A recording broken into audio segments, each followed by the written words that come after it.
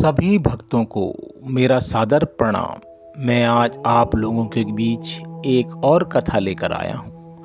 भगवान भोलेनाथ जी स्वयं कहते हैं, मेरे द्वारा सुनाई गई इस कथा को प्रेम से सुनो, मन शांत रहेगा और आप कर्मठ होगे, जिससे धन की वर्षा होगी।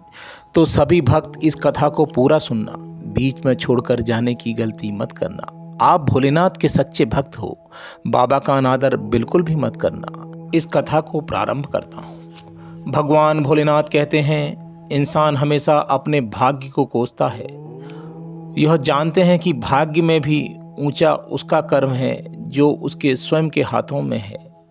व्यक्ति को आत्मज्ञान के माध्यम से अपनी अज्ञानता को समाप्त करना चाहिए। मैं उन्हें ज्ञान देता हूँ जो सदा मुझसे जुड़े रहते हैं और जो मुझसे प्रेम करते हैं। सत्य कभी दावा नहीं करता कि मैं सत्य हूँ, लेकिन झूठ हमेशा दावा करता है कि मैं ही सत्य हूँ। परिवर्तन संसार का नियम है। समय के साथ संसार में हर चीज परिवर्तित होती रहती है। हालांकि मैं भूत, भविष्य और वर्तमान काल के तीनों जीवों को जानता हूँ, लेकिन मुझे वास्तव में कोई नहीं जानता। मनुष्य जिस रूप में ईश्वर को याद करता है, ईश्वर भी उसी रूप में मनुष्य को दर्शन देते हैं।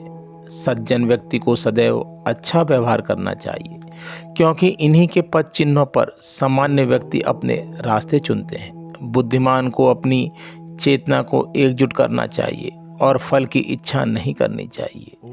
मन अवश्य चंचल होता है, लेकिन इसे अभ्यास और वैराग्य के माध्यम से वश में लाया जा सकता है। इस संपूर्ण संसार में कोई भी व्यक्ति महान नहीं जन्मा, बल्कि उसके कर्म उसे महान बनाते हैं। जीवन में कभी गुस्सा और क्रोध ना करें। क्रोध आपके जीवन को बर्बाद कर देता है। मैंने अपने कर्तव्य को निभाने के लिए धरती पर कई अवतार लिए हैं, लेकिन मुझे याद है, जो मनुष्य जिस विश्वास से साथ भक्ति करता है, मैं उस व्यक्ति को दृढ़ता से बढ़ा देता हूँ। बस सब काम छोड़कर भगवान में समर्पित हो जाओ, मैं तुम्हें सभी पापों से मुक्त कर दूंगा। महादेव कहते हैं, संसार में पाप और पुण्य संतुलन में चलते हैं, किंतु जब पाप की सीमा आगे बढ़ जाती है, तब मुझे पृथ्वी पर आना ही पड़ता है। कारण यह है कि आप मुझे बुला देते हैं। चौंकिए मत, मैं आपके अंदर ही बसता हूँ। आप अंदर बसे परमात्मा को भूलने लगते हो, इसलिए मुझे आना पड़ता है, यह बताने के लिए कि सारी शक्ति आप में ही समाई है। आप मेरा सम्मान करते हो, मुझे पूजते हैं, मुझ में शक्ति मानने लगते हैं, अपनी इच्छाएं मेरे सामने रखते हो, तो मुझे आपकी श्रद्धा से कोई आपत्ति नहीं है। मुझे आपत्ति है उस भाव से जो आपको दुर्बल बनाता है। मुझ में श्रद्धा रखिए, लेकिन अपनी आत्मा पर भी विश्वास रखिए, क्योंकि संसार में ऐसा कुछ भी नहीं है जो आप नहीं कर सकते हो। मैं हर नर में बसता हूँ और हर नारी में पार्वती। तो अपने भीतर के शिव और पार्वती को और बदल दो। समय के इस चक्र को मुझे खुशी होगी कि मेरे अवतार लेने का वास्तविक प्रयोजन आपकी समझ में आ गया है। तो शंका त्याग और शंकर बन जाओ, अन्यथा कंकड़ के समान रहना होगा। प्रेमी का सबसे बड़ा सहारा उसका प्रेम ही होता है। प्रेम को दिल में समझने की जरूरत है। जिससे प्रेम करते हो उसे समझने की कोशिश करो। परखने के लिए तो सारी दुनिया पड़ी है। सृष्टि में एक प्रेमी है जो लाख जतन करो खत्म करने का, वह बढ़ता ही जाता है। प्रेम अगर सच्चा होगा, वह आपकी परीक्षा नहीं प्रतीक्षा करेगा।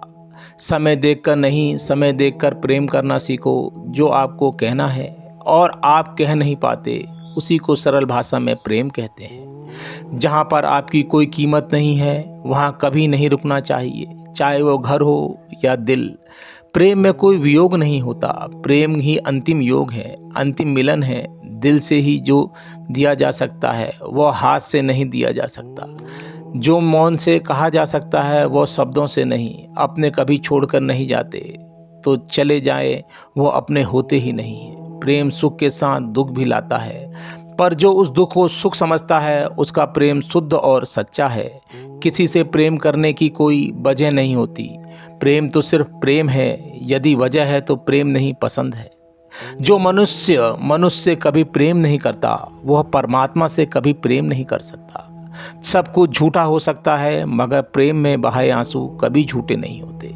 प्रेम और आस्था किसी पर किसी का जोर नहीं, यह मन जहाँ लग जाए वहीं ईश्वर नजर आता है। प्रेम में दर्द हर एक को मिलता है, बस जो सह जाता है वह प्रेम निभा जाता है। मुक्त की इच्छा का अंत हो जाना ही मुक्ति है, और प्रेम की तलाश का अंत हो जाना ही प्रेम है। हर एक चीज़ तब तक सुंदर है जब तक आप उसे प्रेम करते हैं। कभी कभी उनसे भी दूर होना पड़ता है जिनके साथ हम अपनी पूरी ज़िंदगी गुजारना चाहते हैं। ज़िंदगी में सच्चे प्रेम का मतलब वही जानता है जिसने सच्चा प्रेम करके खो दिया हो। प्रेम तो अक्सर प्रेम है, आज नहीं तो कल जरूर होगा। प्रेम का अर्थ है सब सुख दुख और मोह माया से परे। शादी करने के बाद दूसरी स्त्री से प्रेम करना गलत है। प्रेम एक पिंजरा है जहाँ सिर्फ प्रकाश ही प्रकाश दिखाई देता है। प्रेम मानवता का दूसरा नाम है। प्रेम शरीर की सुंदरता को देखकर नहीं होता, प्रेम हृदय से होता है।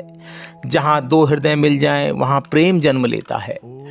तो भक्तों, यह थी प्रेम की परिभाषा जो आपको मुझसे मिलाती है। जिस भक्त के हृदय में प्रेम होता है, भोलेनाथ उसी के घर में हृदय में निवास करते हैं। आप भी भोलेनाथ के सच्चे भक्त हो, भोलेनाथ आपके हृदय में भी प्रेम उत्पन्न करते हैं। अगर इस वीडियो अच्छी लगे तो कमेंट्स बॉक्स में हर हर महादेव लिखना ना भूलें।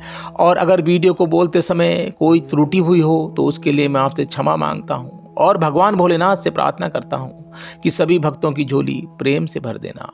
हर हर महादेव।